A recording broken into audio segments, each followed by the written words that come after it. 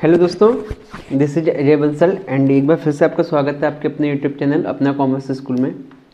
बच्चों, आज का हमारा टॉपिक है कंज्यूमर प्रोटेक्शन क्लास 12th। एक इम्पॉर्टेंट चैप्टर है जिसमें से अक्सर से क्वेश्चंस पूछे जाते हैं। तो इस चैप्टर को हम लोग आज स्टडी करने वाले हैं। देखते हैं कितना इस चैप्टर को हम कंप्लीट कर पाएंगे आज। चलिए, तो बच्चों सबसे पहला टॉपिक है कंज्यूमर प्रोटेक्शन एक्ट 2019। तो कंज्यूमर प्रोटेक्शन एक्ट 2019 को स्टार्ट करने से पहले हम आपको बता दें, पहले इस बिल का नाम कंज्यूमर प्रोटेक्शन एक्ट 1986 हुआ करता था, जो जुलाई 1987 में इनेक्टेड हुआ था। ठीक है, अब इस बिल को हम कंज्यूमर प्रोटेक्शन एक्ट 2019 कहते हैं। और इस बिल को जो इंट्रोड्यूस किया था वो किसने किया था? मिस्टर रामविलास पासवान जी थे। ये कौन थे? Mister Ramvilas Paswan ji ministers of consumer affairs, goods and public distribution थे। इन्होंने 8 जुलाई 2019 को इस बिल को इंट्रोड्यूस किया और this bill was replaced the consumer protection act 1986। इसने क्या किया? इस बिल ने कंज्यूमर प्रोटेक्शन एक्ट 1986 को रिप्लेस किया और कंज्यूमर प्रोटेक्शन बिल 2019 या कंज्यूमर प्रोटेक्शन एक्ट 2019 बन गया। इतनी चीज़ आपको याद होनी चाहिए एक नंबर के पर्पज से। आगे बढ़ते हैं बच्चा। The consumer protection act 2019 seek to protect and promote the consumers interest through speedy and expensive judicial agencies of their grievance. It is applicable in whole India. It is applicable to all type of business, whether manufacturing traders, whether supplying goods or providing services including e-commerce. मतलब क्या है? Consumer protection act का main object क्या है? Seek to protect and promote the consumer interest. Consumers के interest को promote करने के लिए, उनके इंटरेस्ट को प्रोटेक्ट करने के लिए कंज्यूमर प्रोटेक्शन एक्ट बनाया गया है। इसमें एक जुडिशियल एजेंसी है जो कंज्यूमर्स की ग्रीवेंस के लिए प्रॉब्लम्स को सुनती है। और बोल रहे हैं ये जो एक्ट है होल ऑफ द इंडिया में एप्लीकेबल होता है और सभी तरीके के बिजनेसेस पे एप्लीकेबल होता है, चाहे मैन्युफैक्चरिंग बिजनेसेस हो, चाहे ट्रेडर बिजनेसेस हो, या किसी और तरीके supplying goods and e commerce business हो, सब जगह पे ये एक्ट अप्लाई होता है। आगे बच्चा, कंज्यूमर प्रोटेक्शन एक्ट को पढ़ने से पहले हम ये जान लेते हैं the meaning and definition of consumer. As per consumer protection 2019 consumer का क्या मतलब होता है? वैसे तो हम आपको जनरली बताएं who is consumer and who is customer. तो बच्चा, consumer is a final user of the goods, और लास्ट कंजम्पशन जो व्यक्ति करता है गुड्स एंड सर्विसेज का, उसको हम क्या कहते हैं? कंज्यूमर कहते हैं। ठीक, नाउ हु इज़ कस्टमर की अगर हम डिस्कस करें तो कस्टमर जनरली क्या होता है? जो गुड्स को एंड सर्विसेज को परचेज करता है या हायर करता है, वो क्या कहलाता है? कस्टमर कहलाता है। और जो उन गुड्स एंड सर्विसेज को कंज्यूम करता है वो कहलाता है आपका कंज्यूमर। ठीक है, तो देखिए क्या लिखा है। Consumer define as a person why goods and avail services for consideration. मतलब एक व्यक्ति कंज्यूमर तब कहलाएगा जब उसने कोई गुड्स एंड सर्विसेज परचेज की हो या अवेल की हो, सर्विसेज अवेल की हो फॉर कंसिडरेशन। मतलब आपने कुछ दे के अगर कोई सर्विस ली है, then you are considered as a consumer for that goods and services. ठीक है, आगे लिखा है चाहे वो पेमेंट आपने प्रॉमिस किया हो बाद में पे करने का, या आपने पार्शली पेमेंट कर दिया हो, या under any scheme of deferred payment, किसी भी तरीके के पेमेंट सिस्टम की स्कीम के अंतर्गत आता हो, तो अगर आप कोई गुड्स कुछ दे के परचेज कर रहे हो then you will be called consumer. कोई सर्विसेज आपने परचेज किया है, अवेल की है, तो आप उसके लिए कंज्यूमर कहलाओगे। सेकेंड पॉइंट कहला है person who is using goods and beneficiary of services with the approval of buyer. आप किसी गुड्स का इस्तेमाल कर रहे हो या आप किसी सर्विसेज को इस्तेमाल कर रहे हो on the permission of buyer beneficiary. ठीक है, मतलब जिस व्यक्ति विशेष ने उस गुड्स एंड सर्विसेज को परचेज किया है, ठीक है, आप उसकी परमिशन पे गुड्स एंड सर्विसेज को, उसके अप्रूवल पे गुड्स एंड सर्विसेज को इस्तेमाल कर रहे हो, then you will be treated as a consumer. ठीक, नेक्स्ट लिखा है it apply to both offline और ऑनलाइन, कैसा भी ट्रांजेक्शन हुआ हो। अगर आप किसी व्यक्ति की गुड्स को परचेज की गुड्स को आप यूज कर रहे हो उसकी परमिशन पे, then you will be treated as a consumer.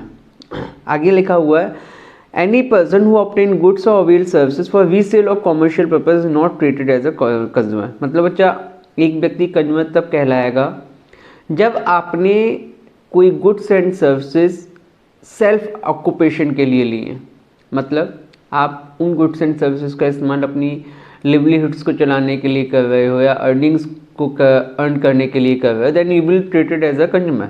But यदि आपने कोई गुड्स एंड सर्विसेज रीसेल के पर्पज से अगर परचेज की हैं तो बच्चा आप उन गुड्स एंड सर्विसेज के लिए कंज्यूमर नहीं कहलाओगे।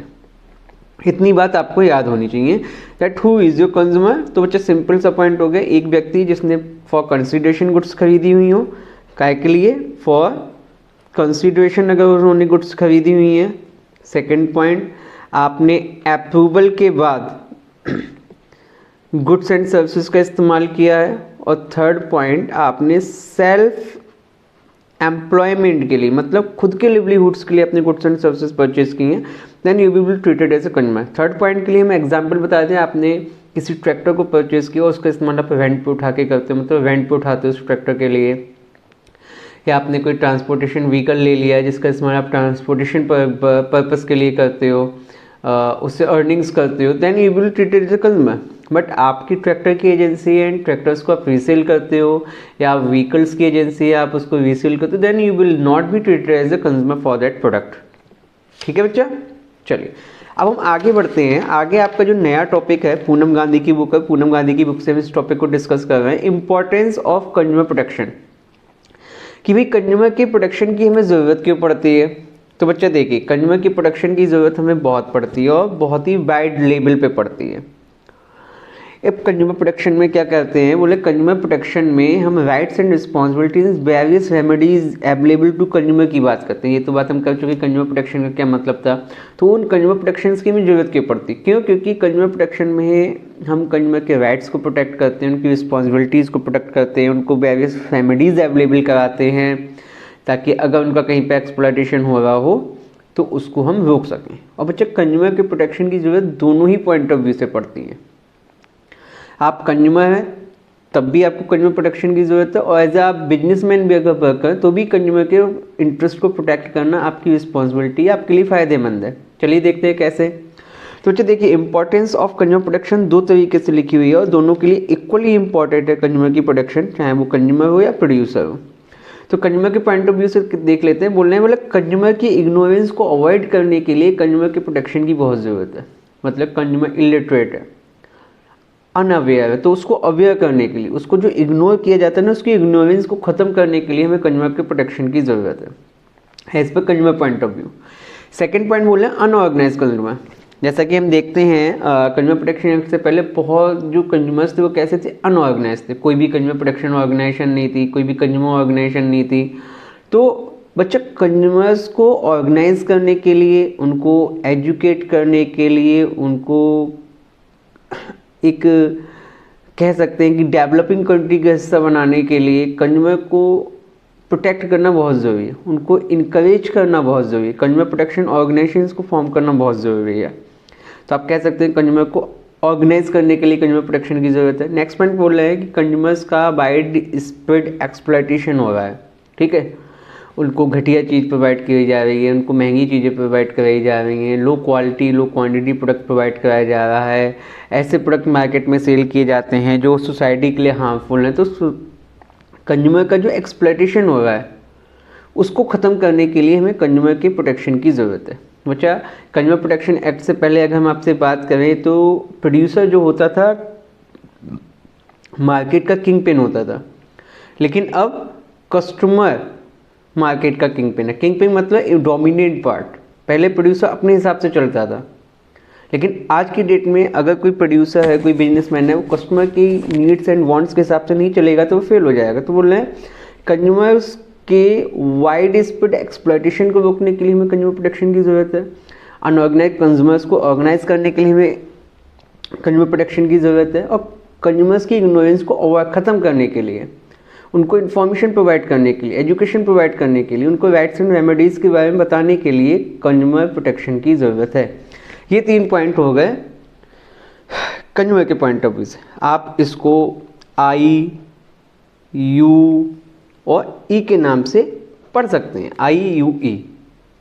आप आई स्टैंड पर इग्नोरेंस को अवॉइड करने के लिए, अनऑर्गेनाइज को ऑर्गेनाइज करने के लिए, एक्सप्लॉयटेशन को ख़त्म करने के लिए कंज्यूमर के प्रोटेक्शन की ज़रूरत है। आगे बढ़ते हैं, बिजनेसमैन के पॉइंट ऑफ व्यू से कंज्यूमर की प्रोटेक्शन की क्या ज़रूरत है। तो जो businessman can not survive for long time by ignoring the interest of consumer. अगर एज अ बिजनेसमैन आप कंज्यूमर के इंटरेस्ट को इग्नोर कर रहे हैं तो आप लॉन्ग टाइम तक बिजनेस में सर्वाइव नहीं कर पाएंगे। तो चल लिखा है long term interest of business. If you want that your business should be survive for a long time, if you want that you get a brand image in a society, then you have to protect the interest of consumer। आपके liberalisation and globalisation level पे competition को increase करने के लिए, competitions को face करने के लिए भी कंज्यूमर प्रोटेक्शन की ज़रूरत है।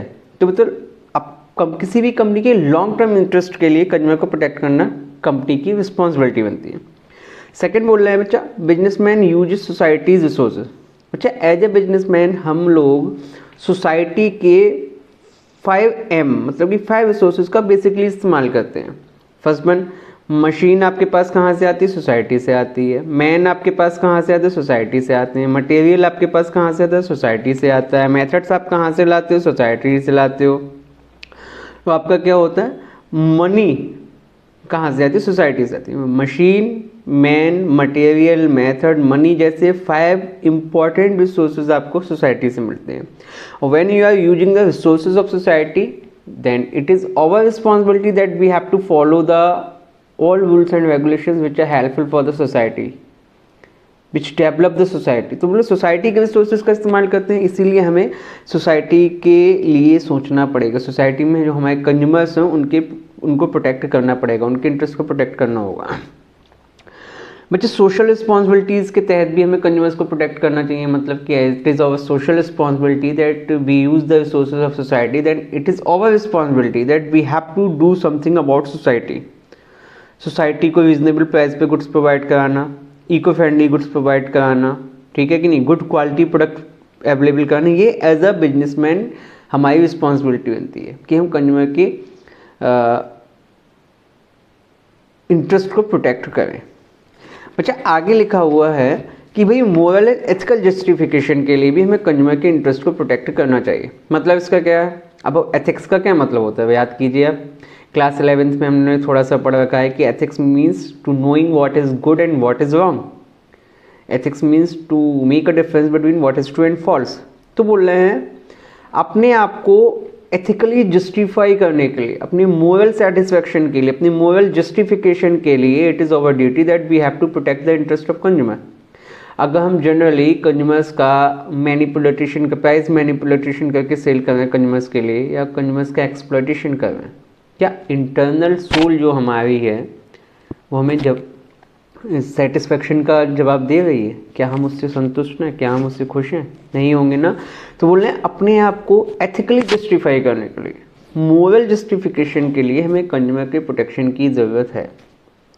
बोले अगर आप चाहते हैं कि भी आपके कंज्यूमर गवर्नमेंट का इंटरवेंशन ज़्यादा ना हो, ज़्यादा गवर्नमेंट इंटरफेयर ना हो, गवर्नमेंट ऑफिसर्स का ज़्यादा आना जाना आपके यहाँ ना हो, तो आपको कंज्यूमर के प्रोटेक्शन को क्या करना होगा, ध्यान में रखना पड़ेगा, उसको प्रोटेक्ट करना पड़ेगा। अब बोले consumer is the purpose of business, the basic purpose of business to create more and more customer and retain them, and a businessman can create more customers only by satisfying the customers and protecting the interest of consumer. The consumer is the foundation of business। देखिए कितनी important point लिखा हुआ है कि consumer क्या है। आज के टाइम में कंज्यूमर किंग पेन है, एक फाउंडेशन है बिजनेस की। तो बोल रहे हैं नंबर ऑफ कंज्यूमर्स को बढ़ाने के लिए, नंबर ऑफ कस्टमर्स को बढ़ाने के लिए हमें कंज्यूमर के प्रोटेक्शन की ज़रूरत है। ठीक है बच्चा, तो these all are the important factors जिसके तहत हम कह सकते हैं why we need a consumer protection, आखिर हमें कंज्यूमर के प्रोटेक्शन की ज़रूरत क्यों है। चलिए अब हम आगे पढ़ते हैं कंज्यूमर प्रोटेक्शन की तरफ। बोले legal protection to consumers. Consumers को लीगल प्रोटेक्शन जो प्रोवाइड की गई उसमें किन चीज़ों की बात की गई है, क्या क्या चीज़ों की बात की गई, चलिए उसके बारे में भी हम डिस्कस कर लेते हैं। तो अच्छा बोला legal protection to consumer. Government of India has provided various laws and legislations to protect the interest of consumers and some of these regulations are as follow. आखिर अगर अब हम बात करें कि what are the features of consumer protection act, ये जो consumer protection act 2019 बनाया गया है, जो पहले 1986 और 87 कहलाता था, उसमें किन चीज़ों की बात की गई। अगर हम आपसे ये बात करें तो बच्चा बोल रहे हैं कि कंज्यूमर प्रोटेक्शंस के लिए गवर्नमेंट ऑफ इंडिया ने बहुत सारे लॉज एंड लेजिस्लेशंस बनाए हैं जिनका मेन ऑब्जेक्ट कंज्यूमर के इंटरेस्ट को प्रोटेक्ट करना है।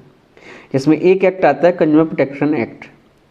कंज्यूमर प्रोटेक्शन एक्ट जो पहले 1986 हुआ करता था, वो 1986 में इनेक्टेड हुआ था, सॉरी बन के तैयार हुआ था, और जुलाई 1987 में इनेक्टेड हुआ था, मतलब कि लागू हो गया था।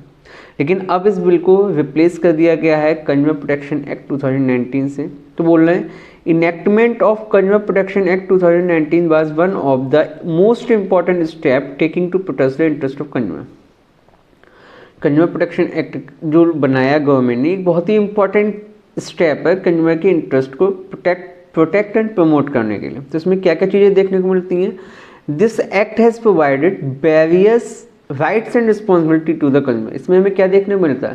बोले कंज्यूमर प्रोटेक्शन एक्ट में हमें कंज्यूमर्स के राइट्स एंड रिस्पॉन्सिबिलिटीज़ क्या होते हैं उसके बारे में पढ़ने को मिलता है।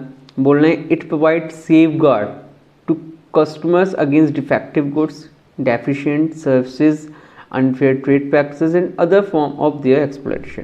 बोले कंज्यूमर प्रोटेक्शन एक्ट का दूसरा फीचर क्या है कि कंज्यूमर प्रोटेक्शन एक्ट में हमें सेफ गार्ड्स देखने को मिलते हैं अगेंस्ट डिफेक्टिव गुड्स आपको अगर कोई मिली हैं, अगेंस्ट डेफिशिएंट सर्विसेज अगर आपको मिल रही हैं, या कोई कंज्यूमर आप कोई प्रोड्यूसर आपके साथ, कोई बिजनेसमैन आपके साथ अनफेयर ट्रेड प्रैक्टिसेस कर रहा है, अदर तरीके से एक्सप्लॉयटेशन कर रहा है, तो उसके अगेंस्ट सेफ गार्ड हमें कहाँ मिलता है? कंज्यूमर प्रोटेक्शन एक्ट में मिलता है। नेक्स्ट पॉइंट बोल रहे हैं the act has provided 3 tier redressal agency where consumer can file complaint, district commission, state commission, national commission. बोले कंज्यूमर प्रोटेक्शन एक्ट हमें थर्ड स्टेप में क्या प्रोवाइड कराता है?